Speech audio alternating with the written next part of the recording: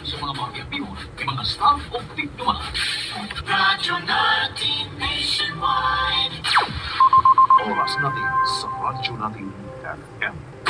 Radyo natin nationwide. 20 minutos nakalabay sa alas 12 ang takna sa Gauton.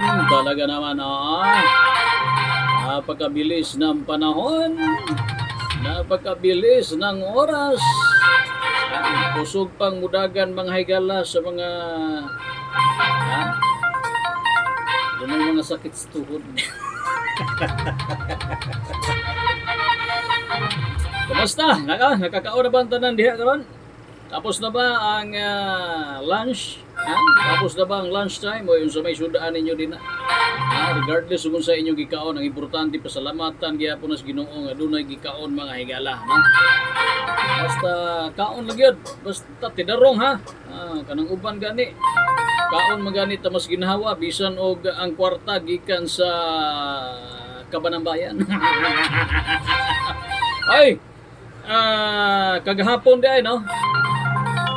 Malampuson ang pagbisita ni President Bongbong Marcos mga higala sa Negros Oriental. Panasairan nakabisita sa Dumaguete. O ni hapit sad sa Camp Leon Kilat.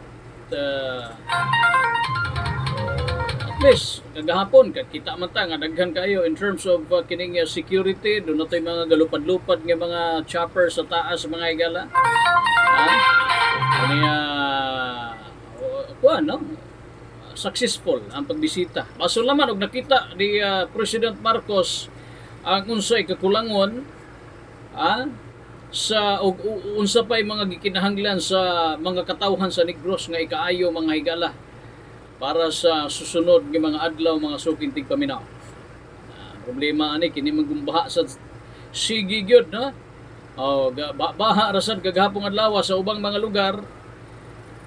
Bason og nakita sad no ang unsa pay dugang din ha kanira bag issues corruption kabahin sa flood control mga higala until now nagpadayon pa.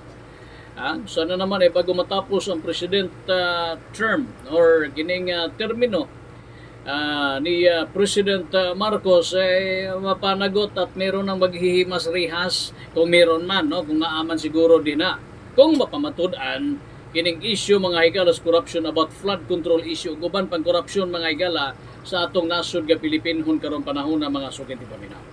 So at least no safe og malampuson ang pagbisita sa presidente o niya I hope nga mas makakuha pa siya og dugang pangkaayuhan mahatag sa katawhan Pilipinhon sa musunod nga mga adlaw mga higala. Pero kaganina to subo lang palandungon nga talaga namang wala tayong iniintindi.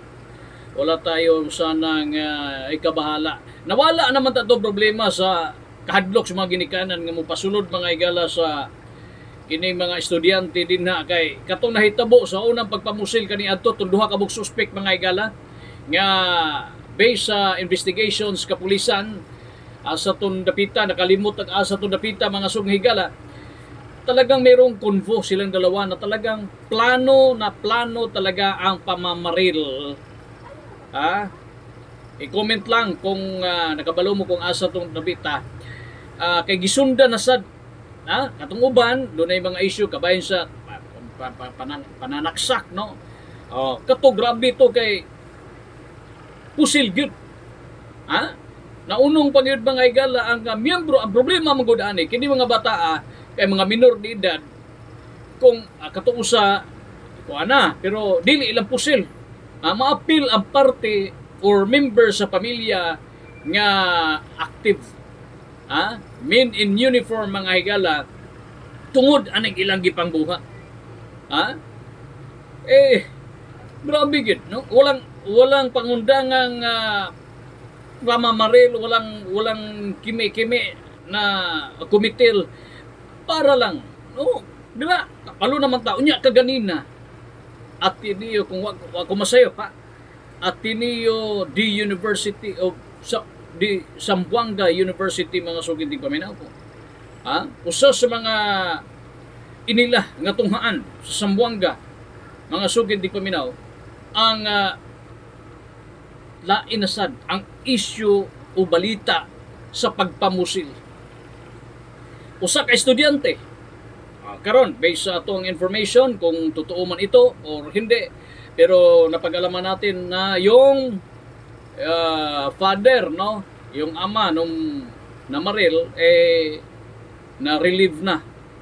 Matod pa mga higala sa kining customs commissioner kay customs chief man di ito ang amahan based sa atong information ug mga sukintig paminaw, no, or regardless of unsay position sa gobyerno kay ma-question man gyud, masubay man sud mga kaigsunan kung asa ug unsa ang koneksyon sa bata ug katong minor de edad ug katong amahan ana niya ug asa ga trabaho.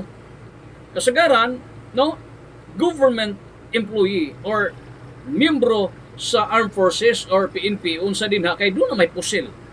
Sama ato ni aging issue mga higala sa pagpamusil nga ante kung ako masayop iyahang iyaan, ante niya ba yun? Kasi nakailang buwan na rin ang lumipas, talagang makakalimutan natin gaya nyo mga kaibigan. Grabe, no? Wala na. Pagkahitabuan to mga igala ni ingon na tanga, hopefully nga wala na ilaing issue sa ingon ini. Kaya ang tanawon magudayon sa mga ginikanog sa uban mga komentaryo mga igala mo yun dayon na tungod na sa kuan kining ilahang kuan karon. Tungod na sa ilahang experience karon og unsa. Di ba? Tungod na sa mga dula kuno online games, yung mga laro online. Depende naman kasi ang dami namang naglalaro diyan. Sila lang naman ang gumagawa, di ba? Sila ra ang nagbuhat ana, sila ra man po, pila ra man sila kabuok. Sa ang rason ani. Anyway, bago pa man kayo ni balita mga higala, ang ato ani nga mas mapalamlan pa sa PNP ang investigasyon para makita ug makuha gyud nila ang punot dulo ng lahat. Nganong ingon anak katong nahitabo nga insidente prior ani nga hitabo kini nga shooting incident mga higala karon sa Zamboanga kuan man. Ang ilahang gikuan dito nakita is bully, no? Bullying. Bully, tungod sa bully pero kuan man to mga higala kanang kuan man to fully coordinated man to kay do naman to sila transaction silang duha well planned gid to nga insidente mga sugiti paminaw kini unsa ka. So atong hulaton ug unsay duga nga investigasyon ani sa atong kapulisan mga higala kay di man pwede nga magama-gama unya mapunta sa hearsay. Ikaduha, di pwede nga maggama-gama pud og magama kang konklusyon nga imuha nga wala okay ra na minorities sa gawas, no? Silingan mga katong mga gihimo ng CCTV sa barangay nga mga tawo tungod kay magama-gama nag-istorya sa ilang isig kaingon, pero ang ato isulat to lang yun, no? O kamo din na ay mo pasagad kabalo ko nga dunay uban ani nga musawsaw magama dig istorya mga higala para mo viral mo trending lang sad sila. Hulata ang investigation sa atong kapulisan kay sayod ta nga sila mo'y una gyud nga muhatag og update ani ug unsa gyud ang resulta ug unsa gyud ang sinugdanan ining tanan kung ano talaga ang pinagmulan, kung ano talaga ayong katotohanan ukol sa pangyayaring ito, mga ka-G5. Dasal natin. Condolence, upat? Apat o dalawa? Yung nawala ng buhay. Tapos ilan pa? I think di bababa sa 8? Siyam ba? O sana di na nadagdagan ang bilang, no? Grabe ang mga panghitabo karon. Wala na. Mao na giingon nga ang puon mga higala. Alam puon gyud ang panghitabo karon sa kalibutan kay wa na.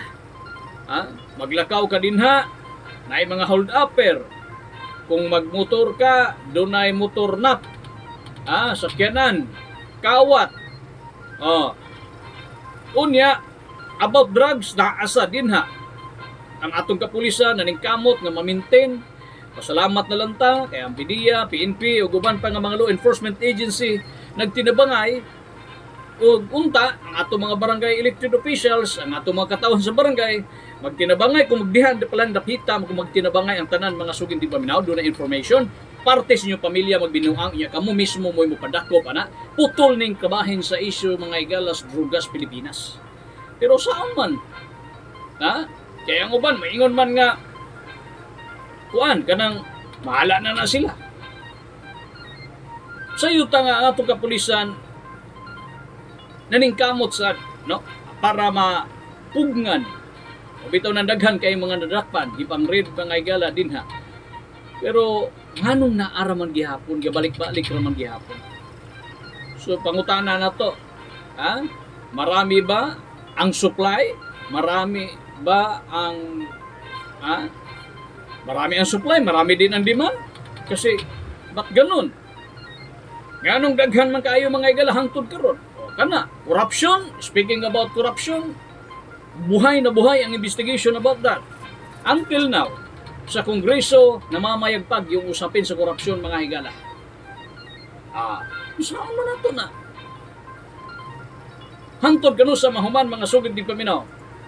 Kining issue karon nga giatubang sa Pilipinas mga higala.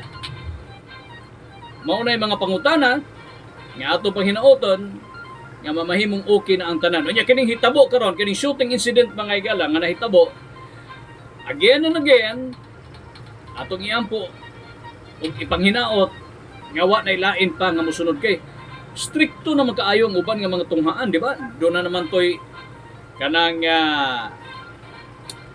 inspeksyon nga gihimo kay based pud sa kuan uban sa recommendation sa uban sa di ba? Gani ni uban nga mga school administrators di himo na niya na itong mga guard nga i-check good ang mga bag uban di ba karon pangpangutan na nganong nalutsan ni mga higala nganong nalutsan ni nganong nakasulod sige lang diha igol lang to pangutana kaya makatubag ani naa diha ang investigation nga gihimo sa ato mga kapulisan dito dapita.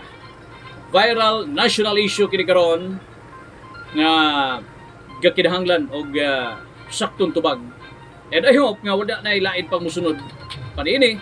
Wala nang iba pang mga ganitong kaganapan at pangyayari mga igala sa iba't ibang panig na bansa kay wa gyud no. Wa na gyud luoy kaayo ang mga biktima.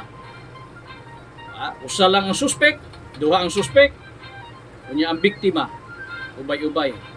Wa na kay paglaom sa kinabuhi undang eskwela, pahuway usa, mag-refresh ka, pa-condition ka, kay pagkasunod tuig, pwede man diha mubalik o pa-enroll. Kung loaded kayo, imong utok, gubot kayo, advice na to ni. Advice na to ni, kung talagang di mo na kaya talagang makisabay, kung ayaw mo nang magulo, kung ayaw mo nang maingay, kung ayaw mo, wala na talaga, mag-stop ka. Don't quit. Stop lang, break lang. Pagkasunod tuig, maka-recover para walay laing tao nga maangin. Pareha ko na sa atong mga hubog nga driver, mga nakainom nga driver. Kung di na kayang magmaneho, tumigil muna. Matulog ka. Ayaw og biyahe. Kung buyod, ayaw og biyahe og dili maayo imong paminaw kay posible nga makaangin ka sa uban nga mga sakyanan og driver nga imuhang makauban dinha sa kadalanan. Okay? So bye-bye. And God bless sa ato mga uban pang magkaigsunan karon tudtuha mga sugid di pamilya.